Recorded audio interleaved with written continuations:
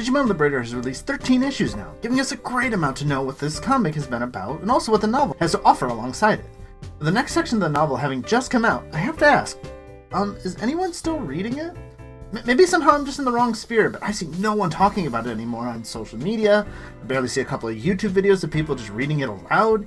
Yet ever so often, some of my YouTube posts get a handful of you still out there defending it. It is Digimon, so I will read, play, watch just about anything that they put out because I'm just that big of a nerd, and it's kind of become my job to do so on this channel.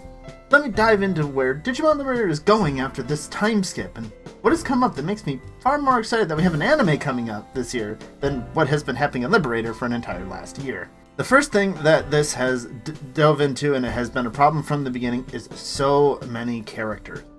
Just looking at the relationship chart, if you look at the comic side, we have Shoto, Arisa, Violet, Coolboy, Yao, Owen, Zenith, and Close.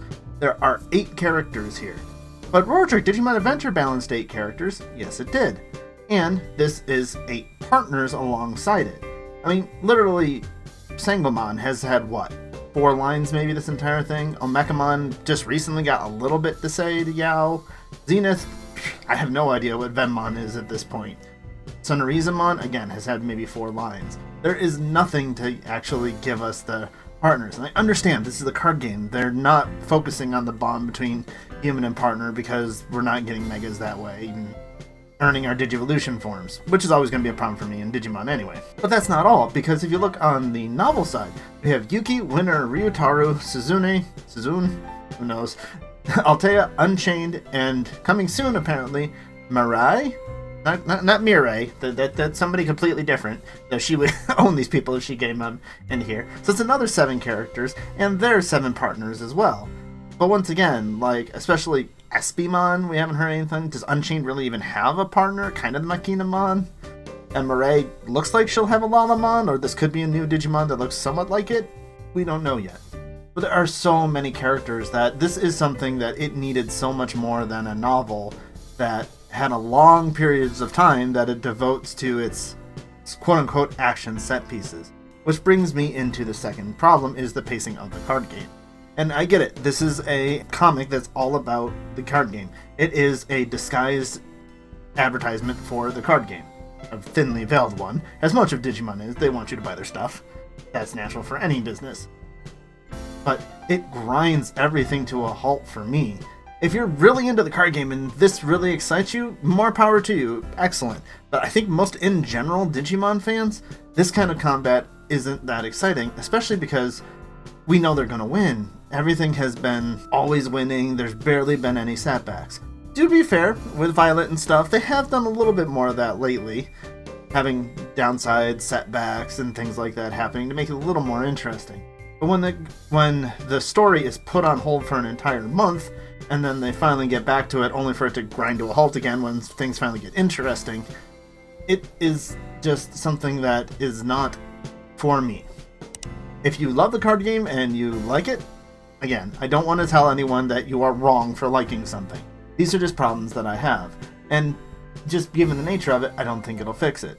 I mean, they are leaning more. There's a whole lot more possibility of what story could be coming in just a little bit here with the cross-connecting and everything happening. So maybe, but you've given me 13 chapters. I think I know what I'm getting from it at this point.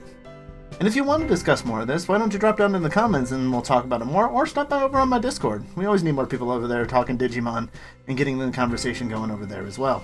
Number 3, teasing us with a game while we've had none. Now, the biggest thing especially is because Digimon's source code just came out in China.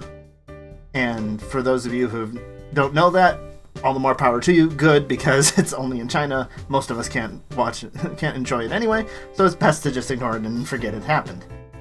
But it is happening. Source code's out there. There's still all these games out there, and we've got basically nothing over here. I mean, we're waiting. Time Strangers will be coming, and hopefully it will be amazing. It looks good. But at this point, we don't have anything of our own. So we're just lying here waiting. And it is doing a very good job of building its world, especially in like the tips, where it talks about the different areas that are desert, futuristic city, lighthouse.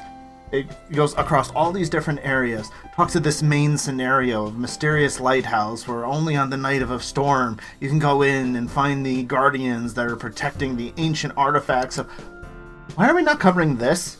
The main scenario sounds so much more interesting than the story that we've gotten in the actual thing so far. I mean, maybe we'll get it in Digimon Elysian? Maybe that will focus on it, so they're saving it for that? I'd be okay with that. That'd be cool. That's my hope, at least. That would be my best scenario.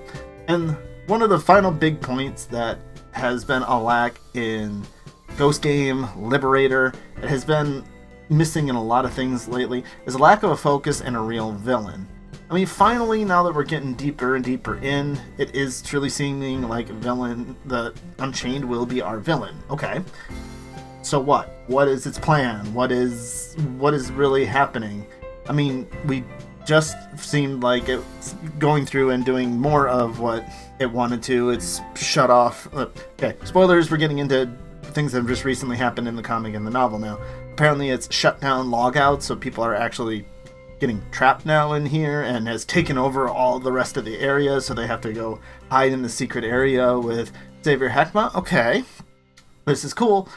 So we're getting into things, but it took us 10, 11 chapters to get here, to get anything of a story moving, and then it immediately ground that to a halt by having 4 straight chapters of card battle. So when everything was cool, it decided to just stop everything for 2 months. And this is a problem in Ghost Game, where even the villain of it was Gulas Gamamon. It had a good reason after we learned it in the very last episode, so there never really was a true villain except for the Endbringer, but that was only mentioned with 7 minutes to go left in the entire series. Yeah. So it is something that has happened again and again throughout. Even Digimon Adventure 2020 had villains, but I learned more about like Devimon after he was deleted and defeated than I really ever learned while he was still around. So it's been something that's been going on for quite a while now. And I feel like this is not something that's just Digimon. I feel like this is something that has happened to a lot of our storytelling in general. And, I mean, I get sometimes wanting a sympathetic villain, but there's a reason Kurata is my #1 villain, and he is just such a scumbag that you love to hate. That's a good villain. But what do you think about Digimon Liberator? Are you still out there defending it and loving it? Let me know. And if you enjoyed, make sure you like, comment, and subscribe. And if you want to learn more about what's going on in Digimon recently, here is my most recent Digimon news video that came out that'll tell you all that's been going on since Digimon Con and everything wrapping up from there and what's been coming out since. Or click over here as another video that you might be interested in from my wonderful array of all my Digimon videos that I made on the channel.